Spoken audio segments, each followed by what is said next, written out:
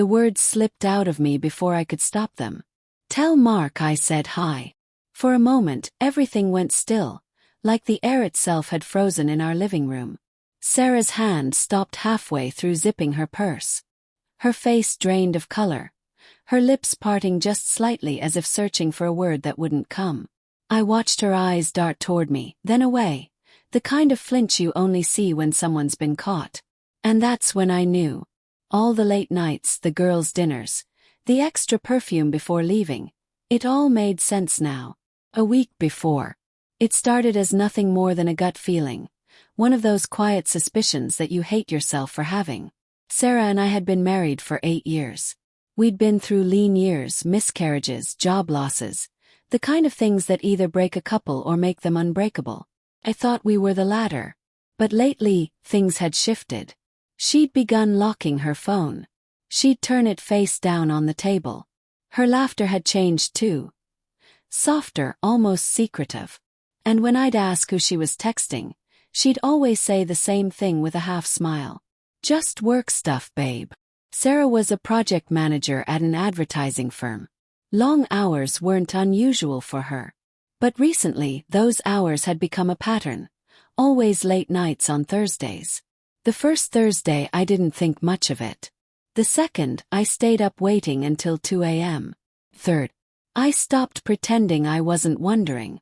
That's when I saw it. A message flash across her phone while she was showering. Mark, can't wait to see you tonight. Same place. No emoji. No exclamation marks. Just intimacy and simplicity. I stared at the screen so long the message burned into my mind. My stomach turned cold. My pulse slowed. And yet, some part of me, the part that still loved her too much, whispered maybe it's innocent. Maybe he's a colleague. I didn't confront her. Not yet. I needed to see before I accused. The fourth Thursday. That night she was radiant. I still remember it. The faint shimmer on her cheeks, the black dress she rarely wore, the faint scent of her favorite perfume, Chanel Coco Mademoiselle. She looked beautiful, heartbreakingly so. Going out with the girls again? Asked casually. She nodded, avoiding my eyes.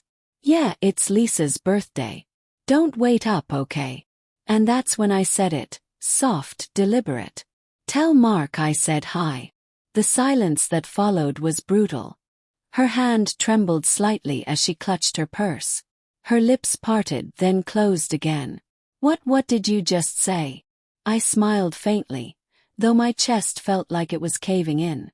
You heard me. Her eyes filled with panic. You're being ridiculous, James. Am I? I stepped closer. Because Mark doesn't sound like one of your girlfriends. Her jaw tightened, and I saw the truth flicker across her face. A truth she wanted to deny but couldn't. Sarah, I said, my voice cracking. Please don't lie to me. She looked away. I can't do this right now. And just like that she grabbed her keys and left. The waiting. That night felt endless. I sat in the dark, listening to the hum of the refrigerator, watching headlights sweep across the living room wall. My mind wouldn't stop replaying her expression. The guilt, the hesitation, the fear. At some point I texted her. Are you coming home? No response. At 2:47 a.m., the front door creaked open. I stayed silent, pretending to sleep on the couch. She paused in the hallway, maybe wondering if I was awake, then slipped quietly into the bedroom. The next morning she acted like nothing happened. Morning, she said, pouring coffee. You want toast? Her tone was calm. Calm. The kind of calm you rehearse. I stared at her hands. I'd memorized every line of those fingers, the ones that once fit perfectly in mine. Where were you last night? I asked quietly. I told you, with Lisa. Right. I nodded slowly. And Mark. Her eyes flashed. You're obsessed, James. You're making things up. Then show me your phone. Her body stiffened. That was all the answer I needed. The proof. 2 days later I followed her. It wasn't something I was proud of, but I couldn't keep drowning in half-truths. I told my boss I was working from home, waited until she left, then drove a few cars behind her. She didn't go to her office. She went to a small restaurant downtown, the kind of cozy, dimly lit place you'd take someone special. And there he was, Mark. I recognized him from her company's annual party. The tall guy with the charming smile, the one who'd always found excuses to chat with her. She leaned in close to him. He touched her hand. And in that quiet, crowded restaurant, I watched the woman I loved laugh like she used to with me. It wasn't a one-time mistake.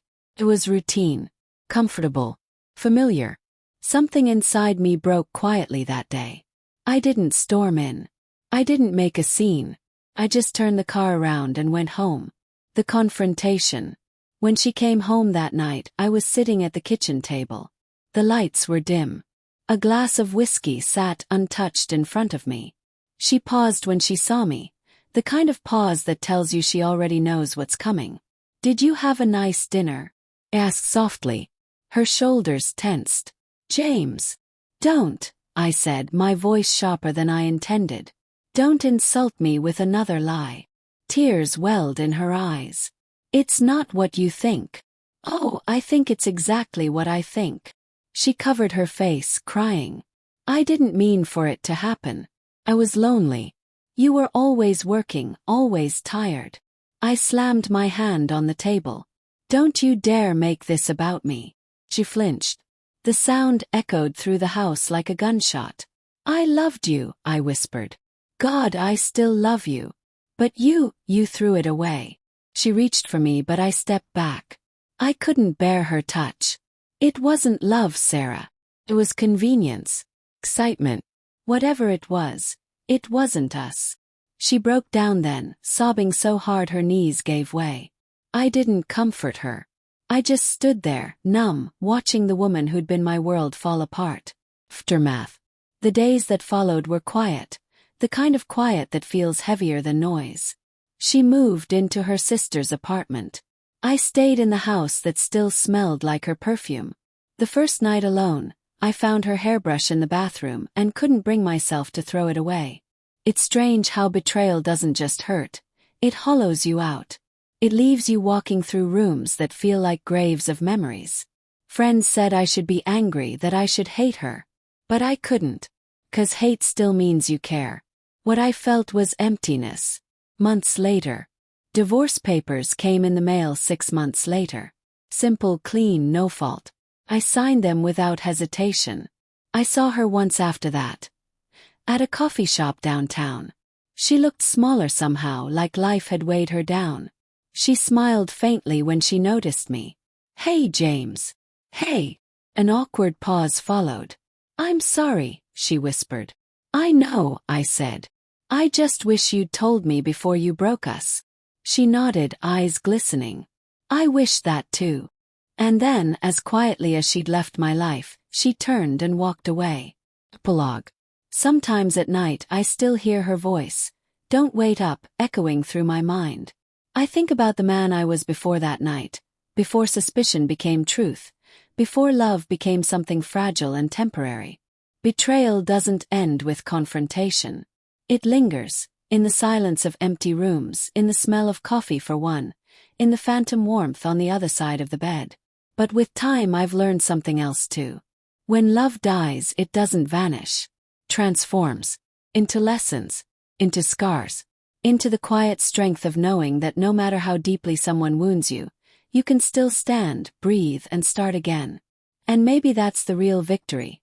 Not getting even, not finding closure, but learning to live again after you've been shattered.